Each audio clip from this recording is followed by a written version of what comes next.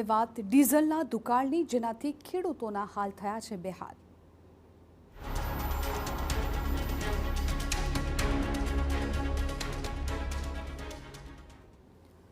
Diesel મુદ્દે ખેડૂતોની હાલાકી બંધ થવાનું નામ નથી લઈ રહી।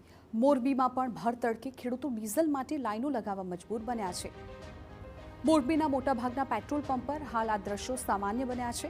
કેરબા સાથે ખેડૂતો ડીઝલ માટે લાઈનો લગાવીને ઊભા રહે છે।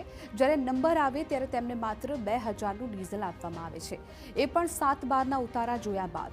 ખેડૂતોનો આક્ષેપ છે કે ખેતીકામના ટ્રેક્ટર, પંપસેટ, અન્ય કૃષિ સાધનો ચલાવવા ડીઝલ અનિવાર્ય છે, ત્યારે તેમને આપવામાં આવી રહેલો જથ્થો પૂરતો નથી। ઉપરથી હાલની સ્થિતિને પગલે વૃદ્ધ ખેડૂતોને પણ ધક્કા ખાવાનો વારો આવ્યો છે। एक तो 30 किलोमीटर से आई जाएगी काटવાનું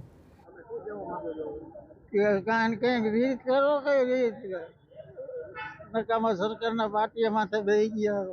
20 કિલોમીટરથી ડીઝલ લેવા આવી 7/12 ઉપર 2000 ડીઝલ આપે। ટ્રેક્ટર આખું કે ડીઝલ લેવા ઊભું રહેવું, એને સરકારને વિનંતી કે ખેડૂતને ડીઝલ પૂરતું મળવું જોઈએ।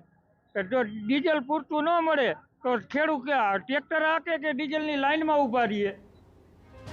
ડીઝલ માટે જે 7/12ના ઉતારા માંગવામાં આવી રહ્યા છે, તેની સામે ખેડૂતોમાં આક્રોશ છે।